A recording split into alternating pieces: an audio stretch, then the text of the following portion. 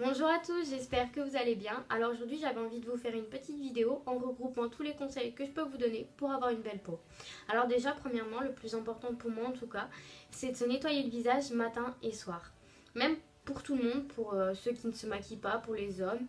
C'est très important parce que tout au long de la journée, même la nuit, on va sécréter du sébum, il va y avoir la pollution, la fumée de cigarette. Ça va s'imprégner après dans notre visage et créer des imperfections. Alors ma routine du soir en premier lieu c'est de me démaquiller bien évidemment. Après il existe plusieurs types de démaquillants, plusieurs façons. J'ai déjà testé avec de l'huile de coco, de noix de coco et c'est vraiment je trouve la meilleure méthode parce que c'est des huiles naturelles. On n'utilise pas de coton ce qui peut parfois être irritant vu qu'on des fois on a tendance à frotter ou quoi. Et franchement c'est agréable parce qu'on fait un massage, ça prend une tournure différente. Même pour les peaux grasses, je pense qu'il n'y a aucun souci à ce niveau-là. Parce que personnellement, moi, après me démaquiller, je me nettoie absolument le visage. Donc ce que je fais, c'est que j'utilise un produit de la gamme Pure System de Yves Rocher que j'utilise depuis des années. C'est le seul que j'ai jamais utilisé d'ailleurs. Et je l'utilise matin et soir et j'ai pas de problème d'irritation. Contrairement à ce qu'on peut entendre avec ce produit qui peut paraître un peu agressif. Donc c'est vrai qu'après, en fonction de votre type de peau, choisissez bien votre nettoyant.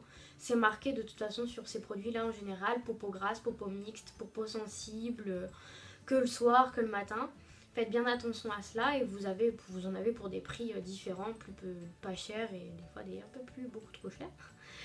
Et donc je fais ça en faisant des massages, c'est toujours plus agréable. Et je prends de l'eau froide du coup pour ma peau qui est grasse et mixte avec des pores assez desserrés du coup. Et du coup l'eau froide ça va les resserrer. Ensuite j'utilise bien évidemment une crème hydratante. Ne pas oublier une crème hydratante même si on a une peau grasse. Faut pas trop écouter des fois certaines personnes. Une femme à Sephora une fois m'avait sorti que pourquoi vous mettez une crème hydratante alors que vous avez déjà la peau grasse. Alors il faut faire la différence entre peau grasse et peau déshydratée. C'est pas parce qu'on a une peau grasse qu'on peut pas avoir des zones de sécheresse et que notre peau n'est pas en manque d'eau. Ça passe aussi par l'intérieur, c'est pour ça qu'il faut beaucoup boire. Environ 1,5 litre. C'est bien pour avoir une belle peau. Et pour tout le corps d'ailleurs, pas que pour le visage. Donc pour en revenir avec la crème hydratante, j'en utilise une de Aven. Celles de Parapharmacie en général sont super bien. Parce qu'elles sont pas énormément chères. Ça peut coûter dans une dizaine d'euros. Et elles sont vraiment adaptées à plusieurs types de peau. Donc peau sèche, mixte, grasse. Et en général, elles marchent très bien. Ensuite j'utilise aussi une crème pour les yeux. Bon ça c'est alternatif, c'est pas obligé. Personnellement je sais que ça a eu des effets sur mes cils, j'ai l'impression de beaucoup moins perdre mes cils et en même temps c'est bien pour l'hiver parce que des fois on a des petites zones de sécheresse là quand on a les yeux qui pleurent à cause du froid et c'est super bien. La mienne vient de chez Lush. Ensuite le matin pareil quand je me réveille du coup après mon petit déjeuner j'utilise le même nettoyant que la veille où je fais des massages très importants. Les massages vont faire en sorte que votre visage va un peu se réveiller. Ça va activer la circulation. Et après m'avoir nettoyé la peau, j'utilise la même crème hydratante que la veille. Vous pouvez utiliser une crème hydratante spéciale jour. Évitez les crèmes trop riches si vous avez une peau assez grasse. Pour éviter d'avoir une peau grasse toute la journée, encore plus qu'elle ne l'est déjà. Et en n'oubliant pas le cou, très important. Ensuite, tout au long de la journée, quelques conseils que je peux vous donner, c'est de ne pas toucher votre visage. C'est comme les cheveux, quand on y touche, à force d'y toucher, ça va créer du sébum. Et du coup, on va avoir la peau encore plus grasse.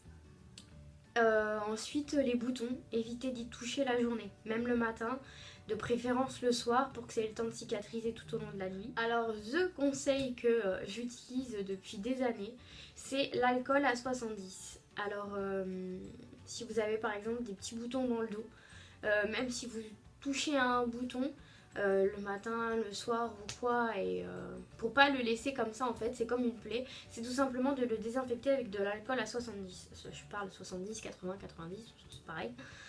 Et ça va tout simplement désinfecter le bouton lui-même et la zone, ce qui va éviter que les micro-organismes à l'intérieur fassent un bouton encore plus gros. Pour ça, je prends un coton-tige ou un petit bout de coton et je tapote. J'évite de frotter, je tapote, bien évidemment, c'est très important pour la peau. Je tapote. Sinon, pour les zones du dos, vous pouvez prendre un grand coton et frotter.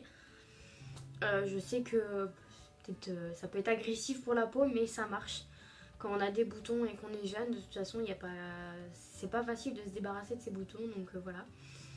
Donc cette technique, essayez, c'est pas mal, ça assèche le bouton du coup. Ensuite, une petite technique, conseil que certaines personnes savent déjà et que on fait pas par flemme, simplement, c'est de nettoyer ses pinceaux minimum une fois par semaine.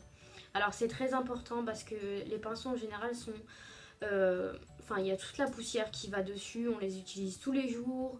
Au bout d'un moment, voilà quoi, poussière et tout, ça va dessus. Après, on les réutilise. Des fois, en fin de journée, on sort et puis hop, ah, tiens, le pinceau sur la peau qui a été dehors, pollution et tout et tout. C'est pas bon du tout. Du coup, les nettoyer minimum une fois par semaine.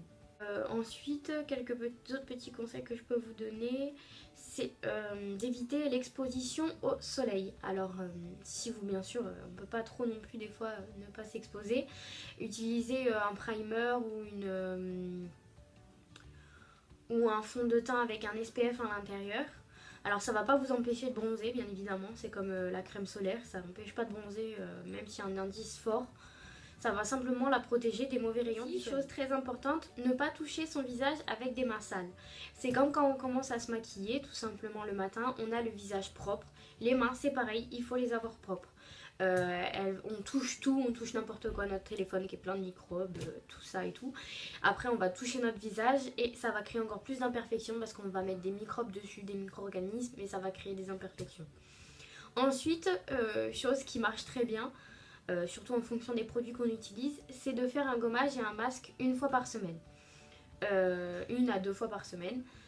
Il y a plein de produits après de tout type de marque et tout type de prix qui existent, de Yves Rocher à Clinique, à Estée Lauder, à tout simplement des marques de parapharmacie telles que La Roche-Posay qui est une très bonne marque, Aven. Vous allez voir au fil des semaines, il va y avoir normalement une nette amélioration de votre peau si vous ne le faites pas déjà.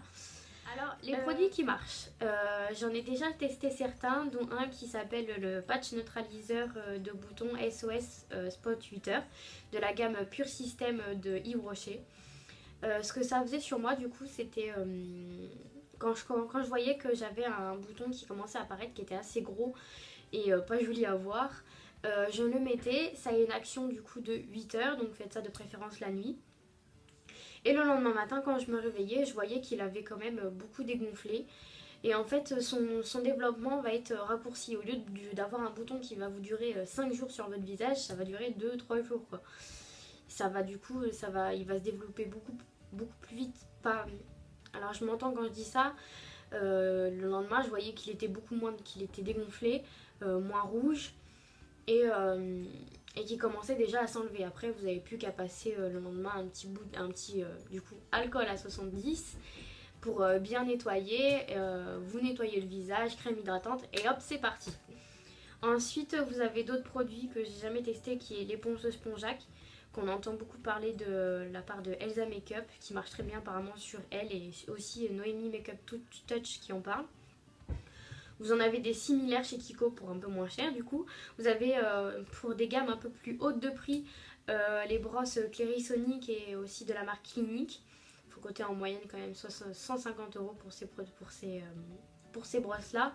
Mais c'est vraiment des brosses qui sont efficaces, qui vont vous nettoyer le visage avec des produits spécifiques. Vous avez aussi l'eau astringente. Vous en avez de toutes sortes de marques, de La Roche-Posay à Carrefour.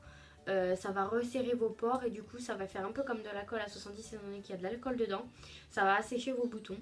Vous avez les masques de boue purifiants aussi pour les peaux grasses et à imperfection. Vous avez celle de chez Sephora notamment. J'ai testé une de chez Yves Rocher et j'ai pas aimé parce qu'elle me brûlait énormément. Celle de chez Sephora, je l'ai testée plusieurs fois et franchement j'en suis satisfaite. Aussi, quand vous faites un masque, pensez bien à vous nettoyer le visage avant. Ensuite, en fonction de toute façon, on est tous différents. Certains produits vont marcher sur certaines personnes et sur d'autres non. Donc après c'est à vous de faire des essayages en fonction de votre peau.